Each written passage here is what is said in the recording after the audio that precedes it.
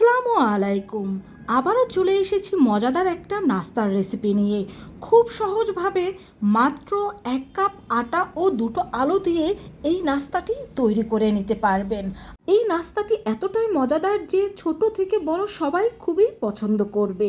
তো প্রথমে এখানে আমি 1 কাপ পরিমাণ আটা নিয়ে নিচ্ছি, আর এই আটার মধ্যে আমি দিয়ে দেব স্বাদ মতো লবণ। আর 1 কাপ আটার জন্য আমি দিয়ে দিচ্ছি 1 টেবিল চামচ পরিমাণ রেগুলার সয়াবিন তেল। এখন এই লবণ আর তেলটাকে আমি আটার সাথে ভালোভাবে মিশিয়ে নিচ্ছি, আর ভালোভাবে মিশিয়ে নেওয়ার পর এখন অল্প অল্প পানি দিয়ে এখানে আমি একটা ডো তৈরি করে নেব। শুধুমাত্র আটা আর আলু দিয়ে যে এত সুন্দর একটা নাস্তা তৈরি করা যায়, যা তোমরা নিজেরা দেখলেও অবাক হয়ে যাবে। তো এরই মধ্যে আমাদের এই ডোটা কিন্তু একেবারে তৈরি হয়ে গিয়েছে।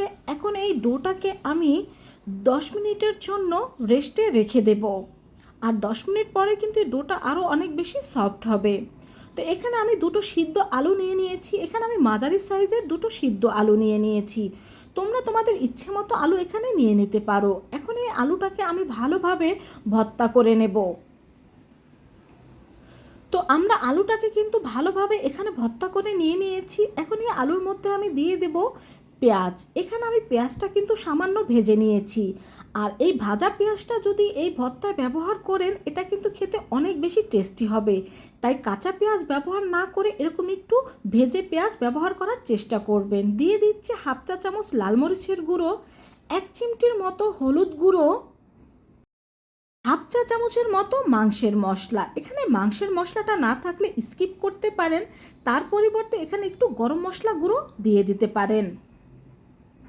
আর দিয়ে দিচ্ছি এখানে সামান্য কাঁচামরিচ কুচি, আর দিয়ে দিচ্ছি এখানে সামান্য ধনিয়া পাতা কুচি।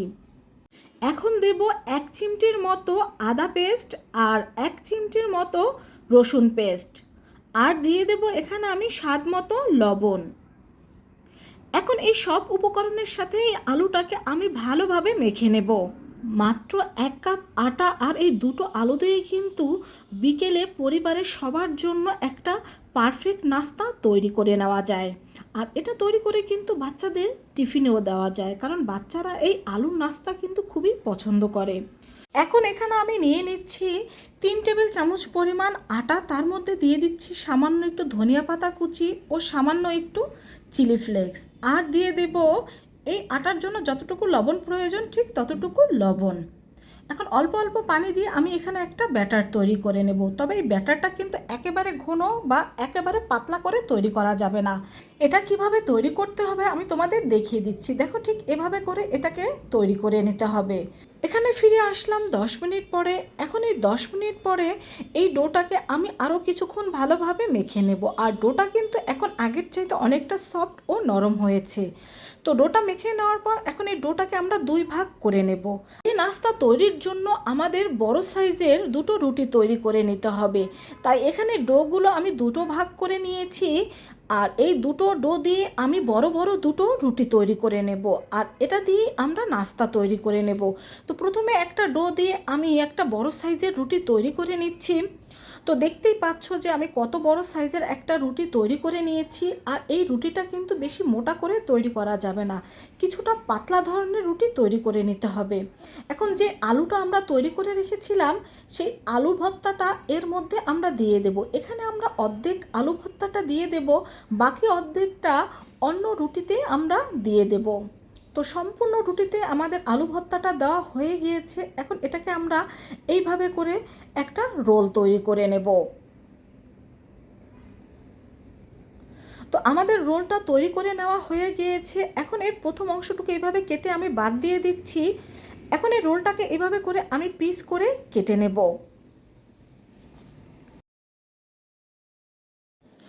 তো সম্পূর্ণ রোলটাকে আমি এইভাবে পিস করে কেটে নিয়েছি, দেখতেই পাচ্ছ। তো আমাদের নাস্তাগুলো কিন্তু তৈরি হয়ে গিয়েছে। এখন এই নাস্তাগুলো এক একটা হাতে নিয়ে এভাবে করে হাত দিয়ে আমি চাপ দিয়ে কিছুটা চ্যাপ্টা করে নেব, আর একটা প্লেটের উপর এই নাস্তাগুলো একটা একটা করে আমি সব তুলে রাখবো। নাস্তাগুলো কিন্তু দেখতে অনেক সুন্দর লাগছিল। তো একইভাবে কিন্তু আরেকটা ডো দিয়ে আমি রুটি তৈরি করে একইভাবে আমি আরেকটা নাস্তা তৈরি করে নেব।